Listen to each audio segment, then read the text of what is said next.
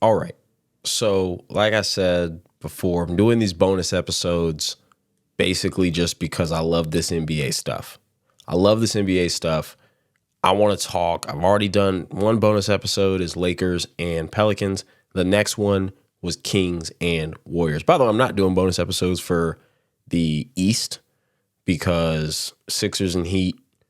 I talked about that last time, and I'll talk about them on the main pod. And then the Bulls and Hawks, I don't give a damn about. Okay, but here's what I do give a damn about. I give a damn about Warriors and Kings. So first off, overview: Kings won the game, 118-94. So they won by 24 points, and it was kind of one of those like runaway games. Like the game was, Kings got up early. The Warriors kind of clawed back. The Warriors cut it to 1. Then the Kings went on a huge run, like 16-1 type run. And then after that, it was just kind of all out. And then what ended up happening was the Warriors kind of got to a point where they were like, we gotta come back, but like if we're gonna come back, we gotta do it with our guys. So you end up having Steph played 36 minutes, Clay played 32 minutes, Draymond played 35 minutes, which doesn't sound like a lot, but what I tell you guys, 36 minutes feels like 44 minutes in the playoffs, okay? Especially if you're not shooting well. And they did not shoot well. So I wanted to start. I didn't take notes the way I took notes for the Pelicans-Lakers game that I watched because this to me was kind of simple. Okay, so Draymond Green starts out aggressive from 3. Okay, Draymond Green starts out aggressive from 3. You know, when because he's one of those guys. He's an oddly streaky shooter. But he's one of those guys that, you know, if he can see the first one go in, he's like, okay, well, maybe I'll shoot one more. You see 2 of them go in, yeah, that's y'all ass today. So he started out aggressive from 3, which was to be expected. Steph had 5 points in the first half. Klay Thompson, we'll get to Klay Thompson. Let's go to the Kings because the Kings, like I said, they played well. Their stars came out and did what they were supposed to do. De'Aaron Fox, 24 points, 6 assists, 4 rebounds. Sabonis, 16 points, 7 assists, 12 rebounds. Keegan Murray had 8 threes. He went 8 for 13 from 3, 32 points, and he had 9 rebounds. Harrison Barnes, 17 points, 3 assists, and 4 rebounds.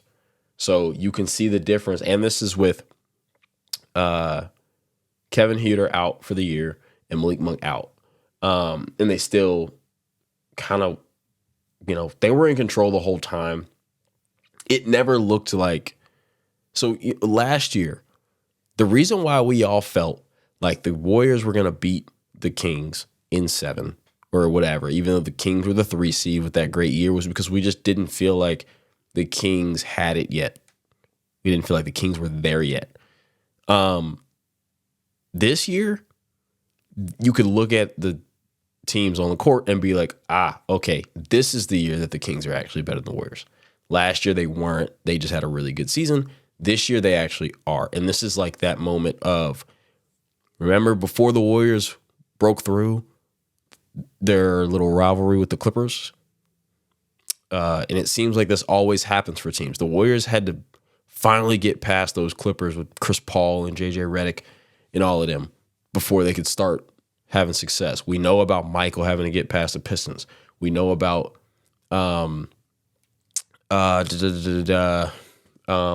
nobody could get past LeBron in the East and the Heat or whatever. So the Pacers never had a chance. The Heat weren't even together long enough. And one player dominating a conference like that was so unheard of. But like we saw the Pacers with Paul George, Danny Granger before Paul George really took over, couldn't get past the Heat. The Raptors with DeMar DeRozan and Kyle Lowry couldn't get past LeBron. Boston couldn't get past LeBron once he got to that point after the Ray Allen and them. I'm talking about the Jason Tatum, Terry Rozier, Kyrie Irving Bostons. I'm not talking about Paul Pierce, Kevin Garnett, and Ray Allen Boston. But even with that, they won one chip and got to one more. But once LeBron took over, LeBron took over. But anyway, so we've seen this happen where teams, I feel like the Pistons had to get past somebody too. But anyway, we've seen this happen with teams where their struggle with like one team seems to be their bugaboo. right? Like the Grizzlies with the Warriors. They want this rivalry, but every time we see them, like they're the ones getting the best of us. Now, granted, the Grizzlies did beat them in the play-in one year, but they're like, and that's kind of how that goes. So, the Kings have now surpassed the Warriors, and you see that they have the same record, but they weren't the same team. The Kings are a better team. And this loss doesn't say so much to me about the Kings because I do think that the Kings could very well lose to the Pelicans. Zion has hamstring injury, so they may not lose to the Pelicans, especially if Brandon Ingram's still in a pitch count, which means that they're going to play Oklahoma City in round one. That's going to be one hell of a series. But, like, I don't think the Kings are doing much. I do think that they're better than Golden State. And I'm kind of getting, like, Golden State fatigue and like Lakers fatigue because it's LeBron and Steph. But like, guys, the Golden State Warriors have been who they've been all year. I don't care that they went 27-12 in their last 39 games. I don't care because they finished at 10, right? So yes, we can sit here, we can try to hype up the Warriors and say, oh, well, they're playing well. Well, they were the 10 seed when they were 19-24, and they're the 10 seed after going 27-12 to end the season. So clearly that also means that everybody else that was there was also playing well. We just didn't want to say that part for whatever reason. Okay. So let's go ahead and clear the air now. That's why this podcast is called Clearing the Air, because I'm about to clear the air for you. The Warriors are cooked. I will say it again. The Golden State Warriors, they're cooked. They're finito. Put a fork in them. They're done. Okay, that dynasty is over. The dynasty was over last year as well, but you guys wanted to give them one more because it was the year after winning a chip? Cool. The dynasty is done. The Warriors are done, and it's such an interesting thing. I had an argument on I won't even say it was an argument because I don't really get back and forth with people on what was Twitter at the time. I guess it's now X. And this was their championship run, and I'm sitting here like, guys, Klay Thompson has to go sit down. Like, Jordan Poole, and whoever else it was. I don't remember the confines of the tweet, but I mentioned Klay Thompson, and people just got up in arms. And it was like, yo, relax, take your cape off. I'm not saying that Klay Thompson's not who Klay Thompson is or what he can be, but today, this game, he's killing you. You got to take him off the floor. And they didn't in that game. I don't know if it was either the series against Dallas at some point or it was against Boston in that finals. But there was just one game where that was the case. Anyway, think about what the Warriors got. So you got an aging Steph. When I say aging, he's what, 36 years old? Aging Steph. Then you've got, 36 years old. You've got Klay Thompson, who is 34 years old. He's had major injuries, and he went 0 for 10 last night, 0 for 6 from 3. 0 points. Like 0 points. Playing game against the Kings. It's not like the Kings are known for their defense. 0 points. Okay, what do people want to talk about? Oh, but he's doing this in the month of April. Again, everybody was playing well clearly in the month of April. 0 points. You got Andrew Wiggins. You remember when Nick Wright came out and said that the Andrew Wiggins contract would be the worst contract in NFL history, and then they went and won a championship, and so everybody kind of was like, and Draymond was like, oh, you got to stand on that. Ask Nick right now if he still believes that the Andrew Wiggins contract is a bad contract. I guarantee you the answer is yes. Now, also ask the Warriors front office if they wish that they didn't necessarily have that Andrew Wiggins contract on their books.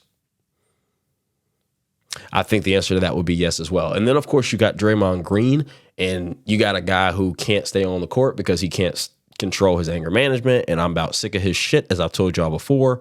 And they're about sick of his shit, but they have no choice, and they want to hold on to this thing. It's like when a relationship, you have this relationship, and there were so many great times. The highs were so high that when you and your partner know that it's time to be done, you don't accept that it's time to be done because you're just hoping we can get back to that mountaintop. And the reality of it is you can't, because all these teams are getting younger and all these teams are getting better. You're getting worse. It was one thing, remember, Greg Popovich said it. He said, if you're not getting better, you're getting worse every year. If you're not getting better, you're getting worse. The Warriors, at least they were here, okay? And they stayed here. But where they were 2 years ago, where they were last year and where they are this year, they're declining. They're not just staying the same where everyone's getting better and catching up. They're actually declining. And that is why they can't get out of a playing game. That's why. It's not just because people are catching up. It's because they're getting worse. I'm sitting here watching in the fourth quarter, the Warriors need to stop, and the Kings are like, who's Clay Garden? Oh, Harrison Barnes? Oh, you want to talk about poetic justice. Watching Harrison Barnes, who won a championship with them in 2015, couldn't buy a shot in 2016 when LeBron came back from 3-1 in that game 7, just couldn't buy a shot wide open. They shipped him off, shipped him out of town, or I don't think they traded him, they let him go, brought in Kevin Durant, and then they got to have all this great success and just kind of left Harrison Barnes, in the wind, and he signed with the Kings. So watching him say, all right, yeah, I'll go take I'll go take Clay, right? Because look at me, let's look. We literally can put on display for everyone to see that I'm better than him. And I'm either going to score or he's going to foul me and I'm going to go to the free throw line. Like watching that happen in real time was crazy to me. And that was something that I'm sure nobody else really thought about, but that's where I'm at with it. So you look at all of that from that perspective, and I don't know how you see this dynasty is done because they're not winning as presently constructed. I'm going to go ahead and tell you right now, the Golden State Warriors, if it's Steph, Clay, and Draymond, and that's supposed to be your core three, your big three, you're not winning. You're not, okay? If you decide, oh, well, everybody keeps floating Paul George's name around because next year's the last year of his deal, maybe get him at the trade deadline, blah, blah, blah. Okay, well, Paul George is now better than Clay. And personally, to me, he's better than Draymond. So that changes who your three is. So it's not the same. You might have the same guys on the team, but it's not the same, core, which means the dynasty is done. I don't think you get Paul George if you still have Andrew Wiggins. Andrew Wiggins is going to have to go. And apparently he had, issues throughout the season or whatever. He's missing games and da-da-da, whatever. I don't care. Chris Paul, dog. Chris Paul, this year, the fall from, this isn't about Chris Paul. This is not about Chris Paul. This is about the Warriors. Okay, I want to show you guys something. This is Steve Kerr talking. Well, actually, before that, somebody asked Klay Thompson a question about his future, and his response was this. I'm going to read it to you. We don't want to talk about the season first. You want to talk about the future? There was a lot of games played, man. That was a pretty big accomplishment. What's up with y'all not wanting to live in the present, bro? It's ridiculous. Okay, two things. Thing number one. Aren't you the guy who, when people start talking trash, you want to, talk about the past and 4 rings? And I know that you went on PG's, Paul George's podcast and were like, yeah, he was cooking me. I shouldn't have been doing that. But you don't ever mind if they would have asked you about, you remember that time in the final when you scored 60 points in 3 quarters or whatever it was? You wouldn't have been saying, y'all want to talk about the past? Let's talk about the present. If you want, and the second thing number 2, you want to talk about this season? We can talk about this season because you got put on the bench for a reason. Okay? Yeah, you had a great April, apparently, according to people. April, by the way, it's April 17th. So you played half of April. So you had a good 2 weeks, really, is what it is. But I digress. You want to talk about this season? Let's talk about this season. Let's talk about the fact that we got Podzimski playing and starting over you because you need to come off the bench. Because you don't have it no more. That's what you want to talk? Is that what you want to talk about? No, because when I bring that up, what you're going to say is, but I got 4 rings, though. I should be in the Hall of Fame, and I should have been in the top 75. So, anyway, Steve Kerr then was asked about, I guess just asked about Klay Thompson specifically. This is what he had to say, and this is something that I think is interesting because while I'll break down a couple things with his commentary. So let's pull this up for you guys. How imperative do you view it to keep him around? We need Clay back. I mean, he's I know he had a tough night tonight, but what he represents for us, the spacing, we're not a deep shooting team. We're a little top heavy, and Clay's presence means so much to the spacing on the floor, to the flow of the offense, and he's still got good years left, and and I know I speak for everybody in the organization, we want him back. Obviously, there's business at hand, and that has to be addressed with Clay's representatives and, Mike and Joe. But what Clay has meant to this franchise, as good as he still is, we desperately want him back. So that right there. Okay. Two things. One, let me just go ahead and commend Steve Kerr, because I don't really know what he truly thinks about Klay Thompson and where he's at. And I'm sure he does think he can be useful, but need is a stretch. But shout out to Steve Kerr doing the thing that Doc Rivers doesn't do. Do you remember when Ben Simmons became the pariah after that Atlanta Hawks series, and it was just like, guys gotta, whatever it was, right? That backhanded shot to your point guard. I wish that I had that clip of Doc Rivers on Ben Simmons, because just like being able to like show you guys the opposite, or what was the opposite in Doc Rivers' press conference, to be like, that at least Steve Kerr, that's what a coach is supposed to do. But what Doc Rivers did was just kind of throw him under the bus. But anyway, it's not gonna make this about Ben Simmons either. Point being, Steve Kerr, that's how you say that's my guy. We've been 10 years. I'm gonna ride with you, and I know it's tough right now. He had a tough season. Steve Kerr always answers correctly, and he always makes sure that it's not somebody else's fault. It's not on them. With that being said, a little bit of delusion goes on in the Warriors. Bob Myers left for a reason. There's a little bit of delusion. Hey, we've done it before. We can do it again. This three, as I told y'all, this three is cooked. Done. Finito. Stick a fork in them. Medium well steak. Golden State Warriors are up out of here. And that's okay. Dynasties end. That's okay. They had a great, 5-6 year run. This is a championship, lost in the finals, championship, lost in the finals. So 5 straight years, and then they came back in 2022, and no one thought they were going to do that. Like that, they had a good run. That's okay.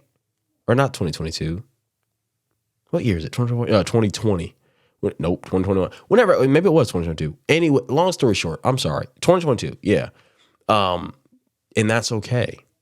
That's very similar to how we feel about Tiger Woods with the Masters. He had a great run.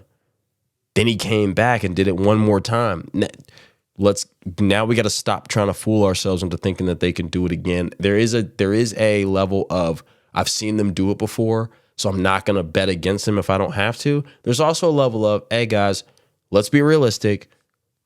This is not the move. Come on. And that's how it is. And all you Warriors fans, I know you're going to hate me for this. I'm sorry, but it's done. It's done. And if nothing changes, you guys are going to be in the exact same position as this year, probably at the 10 line or the 9 line. I don't care if you went 46 and 36. It is crazy to think about the fact that the year the Warriors won the championship, 46 and 36 was the 5 seed. And this year at 46 and 36, they're the 10 seed. But nevertheless, 10 seed is the 10 seed. So the Warriors have a choice to make. Look, we're going to ride it out with these guys. So be it. You got to be prepared to be in the same situation and let them end it how they want to end it. Or we can make a move.